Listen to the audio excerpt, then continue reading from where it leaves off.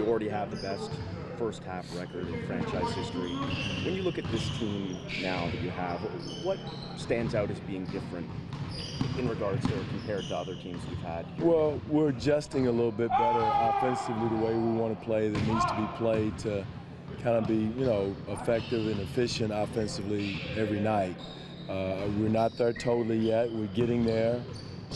Defensively, we're, executing the things we want to do, whether it's switching, handling pick and rolls away, and just being efficient in those ways. And again, like I said before the game last night, winning the game or losing the game last night doesn't make your season or doesn't break your season. So we still have work to do to get where we want to go. And I know it sounds like coach speak, but it's true. Because every night's a different animal that you got to attack.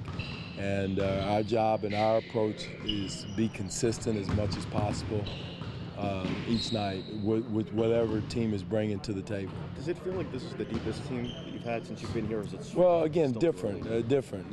Last year we had a deep team too. We had a veteran deep team. This team, there's youth, and sometimes with youth, there's surprises. So that's what you gotta. But again, we have a deep, youthful team is the way I want to put it. Because last year, like I said, we had PJ, we had Pat, we had Corey, we had a lot of veterans with depth. I thought we had good depth. And, it didn't pan out at the end the way we wanted it to. But, again, we had a good year. So there's different types of deep teams that you have. You said it's a different animal with every team.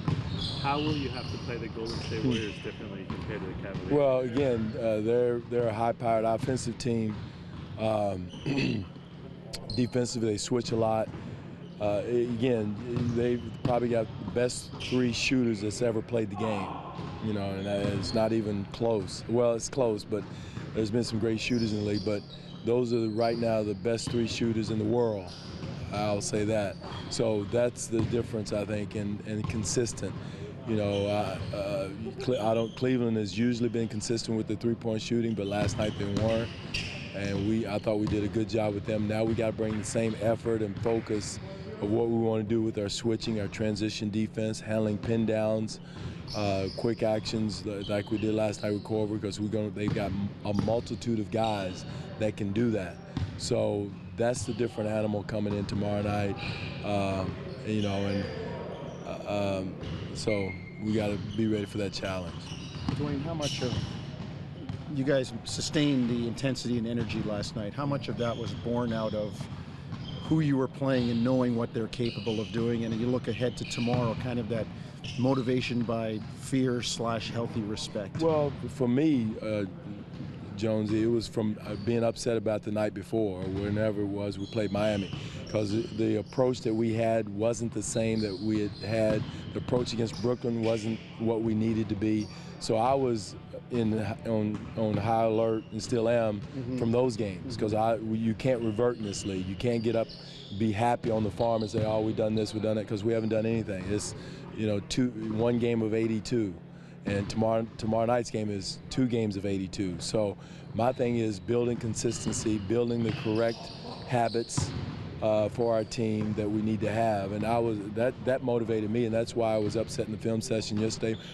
And again, yeah, Cleveland beat us the year before. That should be a little bit of motivation. But for me, it was the execution of the in-the-game game plan of what we wanted to do, the lack thereof, and the lack thereof ball movement that we had offensively against Brooklyn. You guys knew that implementing some of the changes offensively this year would be a process, ups and downs, and especially the consistency of doing it every night. Does it help now to have those results, to be able to say, look what happens when we do it, look what happens? Yeah, it should. It should, Josh. But, you're talking about people instead of computers or statistics.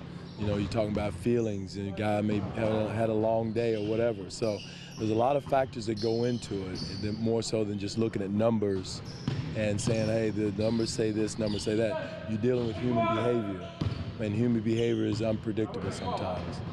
Dwane, you got Serge coming back tomorrow night after the one-game league suspension, his second of the year after the team. I mean, you got any concerns with his mindset that he's? No, I talked to Serge this morning, had a good talk with him this morning. He understands, you know, he's going to have some teams maybe try to bait him into doing different things, and he's got to be level-headed, but at the same time, he can't lose his fire, and there's no man on this team that if somebody comes up into your chest that you don't back down. I don't want any of our players to back down if somebody confronts them or throws a punch or whatever comes up in your face.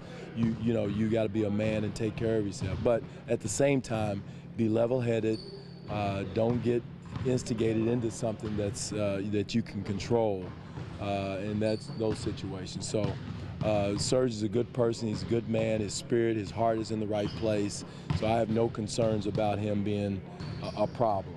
Serge is not a problem whatsoever. So, matter of fact, we need Serge. We need his three-point shooting more so than his boxing skills.